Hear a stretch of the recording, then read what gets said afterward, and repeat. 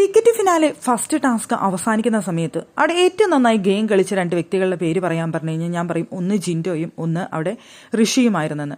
First അവർക്ക് പോകാനുള്ള chance കിട്ടിയത് അവിടെ ഋഷിക്കായിരുന്നു. ഋഷി അവിടെ കൃത്യമായി ടാർഗറ്റ് ചെയ്തുകൊണ്ട് അവിടെ എടുക്കാൻ പറ്റുന്ന ഫസ്റ്റ് നോറയുടെ കൂട് പൊളിക്കുകയും അവിടെ ഫസ്റ്റ് തന്നെ ആ മൊയിൽ സ്വന്തമാക്കുകയും ചെയ്തൊരു വ്യക്തിയായിരുന്നു.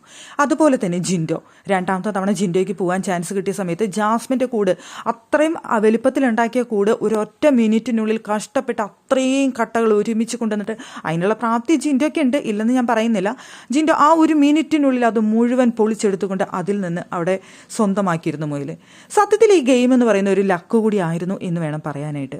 അതൊരു പ്യുവർ ലക്ക് കൂടിയുള്ള ഗെയിമായിരുന്നു. അവിടെ ആ ഫോട്ടോകൾ കിട്ടുന്നത് സെലക്ട് ചെയ്ത് അങ്ങോട്ട് പോകാനായിട്ട് ഫോട്ടോ എടുക്കുന്നത് 3 പേർക്കാണ് അറ്റ് എ ടൈം പോകാനായിട്ട് സാധിക്കുന്നത്.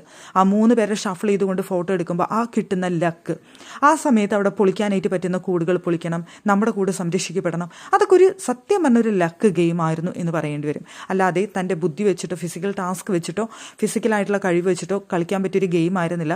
സത്യത്തിൽ ഇത് പ്യുവർ ലക്ക് ഒരു ഗെയിമായിരുന്നു. ആ ഒരു ലക്ക് ഫാക്ടർ അവർക്ക് കിട്ടിയില്ല എന്ന് വേണം പറയാനായിട്ട്. ജിൻഡോയ്ക്കാണെന്നുണ്ടെങ്കിലും അവിടെ ഋഷിക്കാണെന്നുണ്ടെങ്കിലും ആ ലക്ക് ഫാക്ടർ കിട്ടിയില്ല, നന്ദനയ്ക്കും കിട്ടിയില്ല. അതിന് ഓരോരുത്തർക്കും അതിൽ ഏറ്റവും നന്നായിട്ട് ആ ലക്ക് കിട്ടിയ 2 വ്യക്തികളെന്ന് പറയുന്നത് അഭിഷേകും സായും തന്നെയായിരുന്നു. അതുകൊണ്ട് തന്നെയാണ് അവർക്ക് അവസാനം വരെ നിൽക്കാൻ സാധിച്ചത്. ആ ലാസ്റ്റ് റൗണ്ടിൽ ആ സമയത്ത് അവർക്കാണ് അവിടെ ലാസ്റ്റ് പോകാനുള്ള ചാൻസ് കിട്ടിയത്. ആ സമയത്ത് അവിടെ അർജുൻ നിൽക്കുന്നുണ്ട്, സിജു നിൽക്കുന്നുണ്ട്. അവർക്ക് 2 പേർക്കായിരുന്നു അവിടേക്ക് പോകാനുള്ള കാർഡ് കിട്ടിയിരുന്നെങ്കിൽ ഒരു പക്ഷെ അവർക്ക് വിജയിക്കാമായിരുന്നു. അതാണ് പറഞ്ഞത്, ഒരു പ്യുവർ ലക്കിൻ്റെ ഒരു ഗെയിം കൂടിയായിരുന്നു അവിടെ. പക്ഷെ മനോഹരമായിട്ട് അവിടെ ടാർഗറ്റ് ചെയ്ത് കൃത്യമായി കളിച്ച 2 വ്യക്തികളായിരുന്നു അവിടെ. ഋഷി ആണെങ്കിലും നമ്മുടെ ജിൻഡോ ആണെങ്കിലും ജാസ്മിനെ കറക്റ്റായിട്ട് ടാർഗറ്റ് ചെയ്ത് അവിടെ ഗെയിം കളിക്കുന്ന നമുക്ക് കണ്ടു.